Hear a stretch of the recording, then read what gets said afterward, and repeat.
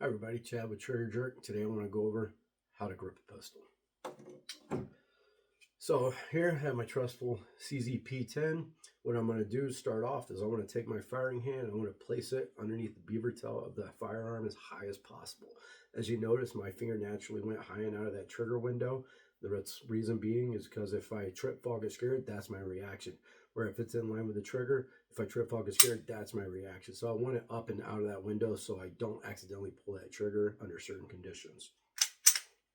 With that said, my thumb is going to be my limiter. So what do I mean by that? If my thumb is relaxed and down here and I put my support hand under here, it's going to limit how low or how high I can go on this firearm. So what I want to do is naturally leave my thumb as high as possible. That way, as I build my secondary grip, I put the thenar right here into the MCT or the hump in the hole. And I just want to make sure this is nice and tight and there's no space.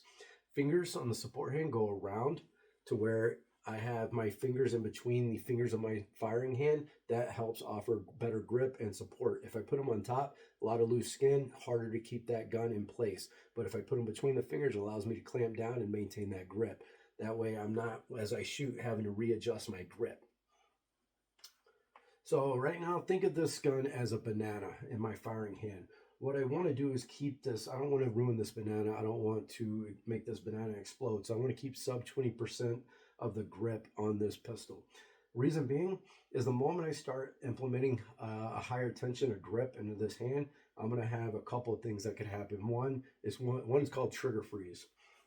So because I got so much tension in this hand, it's interrupting my ability to pull this trigger smoothly. So it squeezes so tight and I start pulling the trigger. Now my hand can't distinguish, what exactly I want to do and it's not allowing it to do it because there's just so much tension.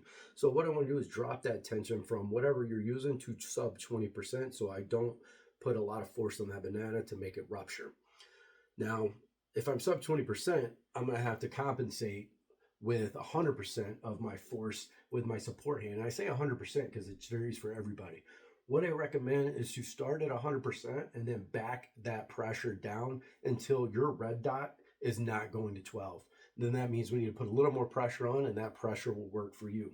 So you want your red dot or your front sight under recoil going straight to 12 and coming back down. You want your red dot being as predictable as possible. And if it's going to 11 or 1, those are problems. I want to make sure again that my red dot or my front sight is tracking to 12 and coming back down and is 100% repeatable.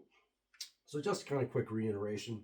Apple banana, my firing hand comes in underneath the beaver tail, 3 fingers around the pistol grip, thumbs nice and high. My trigger finger's out of that trigger window. That's my banana. Coming in with my support hand, I'm going to cover as much real estate of this pistol grip as possible. I don't care if my finger's high or low. I like to leave it high, but that's up to you. I just want to make sure I'm covering enough of this pistol grip here, and it's at 100% until proven otherwise. So start at 100 and kind of back it down 5 to 10% as you're shooting to figure out what point your red dot does not go, or your red dot or front sight does not go to 12, and then we'll know how much pressure we need. It could be anywhere between typically 60 to 100%. Again, you don't always need 100% attention. As I come in, covering as much real estate as possible, thumb nice and high, and I'm clamping it down with 100% of force. Thanks, guys, and thanks for watching. If you have any questions, feel free to reach out. I'm happy to answer any and all questions.